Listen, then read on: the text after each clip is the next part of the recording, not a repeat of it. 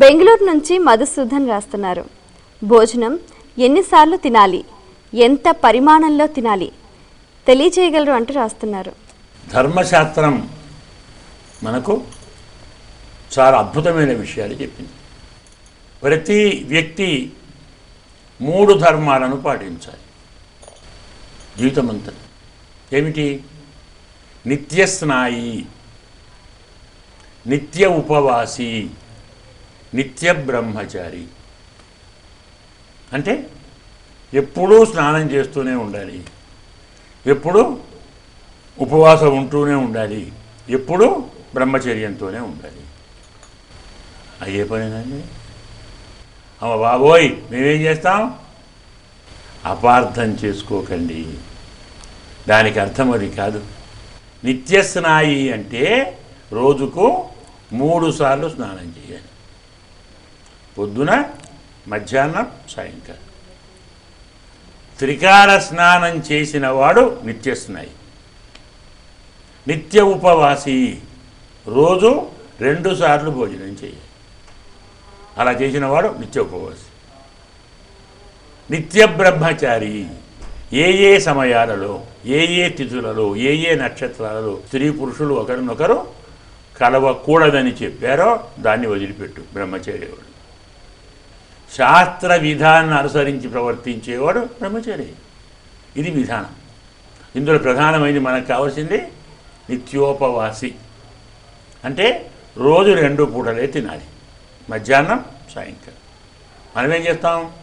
పొద్దున్నే బ్రేక్ఫాస్ట్ కదా, తర్వాత లంచ్, ఆ తర్వాత 3-4 గంటలకు స్నాక్స్, మళ్ళా 5:30కు టిఫిన్, 7 గంటలకు భోజనం, పడుకునే ముందు మళ్ళీ 2 స్నాక్స్. 6 సార్లు తింటే వీడేం చేస్తాడు? ఇంకా పని ఏం చేస్తాం? అది భోజనం కాదు, 2 సార్లే చేయాలి. చాలు, హాయిగా ఉంటాం. అంటే ఇప్పుడు ప్రస్తుతం ఉన్న కాలమానం ప్రకారం డైట్, న్యూట్రిషన్ అంటే వీటికి అనుగుణంగా కొంచెం ఎక్కువ సార్లు తినాలి అని అంటారు కదండి. ఏ కాలమానమైనా అన్నిసార్లు తినటం శరీరానికి అవసరం కాదు. కారణం ఏమిటి? మనం ఏం చేస్తున్నాం? తినవలసినప్పుడు తినవలసినంత తినటం లేదు. మనం చేసే పని ఏమిటి అంటే సగం పనులే చేస్తాం. అది అసలు బాధ. అర్జెంటుగా వెళ్ళాలి, 4 ముద్దలు తినిపోతాం. మళ్ళీ ఇంటికి పోయి డాక్టర్ కూడా చెప్తారు, షుగర్ వ్యాధి ఉందా 10 సార్లు తినండి అంటాడు. అదే తినప్పుడలా ఇంత తినండి. అదేం తినటం అవుతుంది?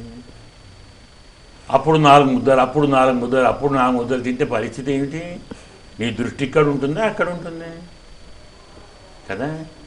కాబట్టి చేసే పని సగం చేసి సగానికి వాయిదా వేసుకొని ఆ వాయిదాని ఇంకోసారి తిని ఏం పరిస్థితి? దృష్టి మొత్తం తిండి మీదని. ఇంకేముంది? అందులో బయటికి పోతే చాలా దొరుకుతున్నాయి. అందులో మన వీళ్ళు కూడా చాలామంది అవి తిను, ఇవి తిను, ఇలా తిను, అందులో రుచి ఉంది, ఇందులో కారం ఉంది, అందులో ఉప్పు ఉంది, అందులో ఏముండదు, కేవలం కోరిక ఉంటుందంతే. కాబట్టి 2 పూటలే తిను. అది కూడా ఒక్కొక్క పూట షోడశ కబళానాదీత 16 ముద్దలే తినాలి. ముద్దలంటే ఇంత ముద్దలు కాదు. ఆ మలక ప్రమాణం ఉసిరికాయ ఎంత, ఉసిరికాయ ఎంత 16 తినాలి. ఆరోగ్యంగా ఉంటుంది. మనమేం చేస్తున్నాం? 16 తింటున్నాం, కానీ మొత్తం కాదు. పప్పుతో 16, కూరతో 16, సాంబార్తో 16, రసంతో 16, పెరుగుతో 16 దాటాలి.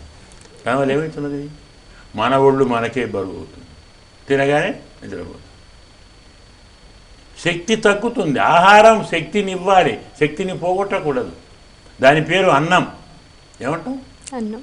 ఏదైనా అన్నమే. మీరు రొట్టెలు అన్నమే, పూరి అన్నమే. అన్నం అంటే ఏమిటి? తినబడేది. మనము తినేదాన్ని అన్నము అంటాం, మనను తినేదాన్ని కూడా అన్నమే అంటాం. శాస్త్రం ఏదని చెప్పింది? అద్యతే అత్తిచ భూతాని. మన చేతి తినబడుతుంది, మనను తింటుంది. లిమిట్లో తింటే మనం తింటాం, లిమిట్ దాటితే అది మనం తింటుంది. అది భోజనం విషయం కదా చెప్పారు కదా. కాబట్టి ధర్మశాస్త్రం ప్రకారం జీర్ణకోశంలో 50% సగభాగం మాత్రమే ఘనాహారం ఉండాలి, పావు భాగం నీరు ఉండాలి, మిగతా పావు భాగం గాలికి వదలాలి. లోపల జీర్ణకోశంలో గాలి ఉండాలి, నీరు ఉండాలి, అన్నం ఉండాలి. ఎలాగో జీర్ణకోశంలో అగ్ని ఉంది కదా, జఠరాగ్ని ఉంది కదా, జఠరాగ్నిలో పాత్ర మనం ఎలా వండుతాం? పొయ్యిలో పైన పాత్ర పెడతాం, కింద నిప్పు ఉంటుంది, పాత్రలో నీళ్లు పోస్తాం, నీళ్ళలో బియ్యం వేస్తాం, ఉడుకుతుంది. అలాగే ఈ కడుపు ఈ పాత్రలో ఏం చేయాలి? అన్నం, నీళ్లు, నిప్పు, గాలి. గాలి లేని మండదు కదా, ఇక్కడ ఉంది ఉడుకుతుంది అంటే అడుగుతుంది. ఇప్పుడు నీరు తగ్గించినా గాలి తగ్గించినా అరగదు. మనం ఏం చేస్తాం? ఆహా ఊరకాయ చాలా బాగుందండి, సాంబారు మరీ బాగుంది, ఇంకో 4 ముద్దలు లాగే. నీవు మరో 4 ఎక్కువ తింటే నీ గాలికి ప్లేస్ లేదు, నువ్వు తాగే నీరుకు ప్లేస్ లేదు. మొత్తం ఇదే నిండితే మరి లోపల గాలి ఆడాలా వద్దా? ఏం చేస్తుంది అది? గాలి పైకి నెడుతుంది. మనం తిన్నదాన్ని పైకి నెడుతుంది అంటే ఏమవుతుంది? బయటకు వస్తుంది కదా, రాదు. బాగా అలా పైకి తోస్తుంటే ఇదంతా మంట, నప్పి, ఆయాసం, తేన్పులు, దాన్ని ఎజిడిటీ, గ్యాస్ అంటాం కదా. ఇదే కారణం. తినవలసినంతే తినండి. మీ కోశంలో సగభాగమే అన్నంతో నింపండి, పావు భాగం నీరుతో నింపండి, ఇంకో పావు భాగం గాలికి అవకాశం ఇవ్వండి. అవన్నీ కలుస్తాయి, హాయిగా ఉడుకుతాయి, అరుగుతాయి, ఆరోగ్యంగా ఉంటాం. శరీరం బాగుంటుంది, మనస్సు బాగుంటుంది, ఉత్సాహం కూడా ఉంటుంది.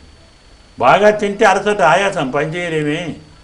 అందువల్ల ఈ సూత్రాలు దృష్టిలో పెట్టుకొని ఆహారం తీసుకుంటే మనం బాగుంటాం, పక్కవారు బాగుంటాం.